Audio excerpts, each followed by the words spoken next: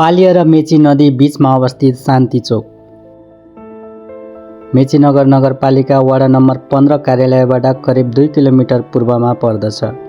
बिचार्नीबाट हेल्दुबारी हुँदै पूर्वतर्फ अघि बढ्दा नदी र डाँडा बीच लुकेको यो शान्त बस्तीमा पुगिन्छ। करिब 22 घरधुरी रहेको यस बस्तीमा सन्थाल, श्रेष्ठ, राजवंशी र मगर समुदायको सहअस्तित्व रहेको छ। हाराम गाउँ र पालिया डाँडाको नामले परिचित यो ठाउँ आज शान्ति डाँडाको रूपमा चिनिन्छ। सौरभ चिया बगानसँगै जोडिएको यो बस्तीको जीवन सिजनल खेती र चिया बगानमै आधारित छ। यहाँका बासिन्दाहरू प्रकृतिसँग सङ्घर्ष गर्दै दैनिक जीवन गुजारा गरिरहेका छन्।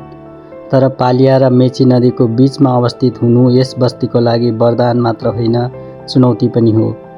बर्खायाम सुरु भएसँगै यहाँका बासिन्दाहरू त्रासपूर्ण जीवन जिउन बाध्य हुन्छन्, जहाँ हरेक वर्ष झरीझै नदीको बहावले भविष्यप्रति डर थप्दै जान्छ।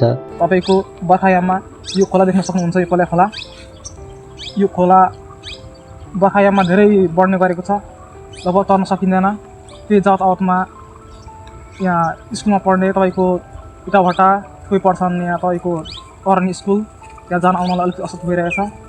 त्यसको लागि हामीले यहाँनिर धेरैचोटि यहाँ निवेदन गरेको छौँ, यहाँ पुल बनाइदिनु भनेर।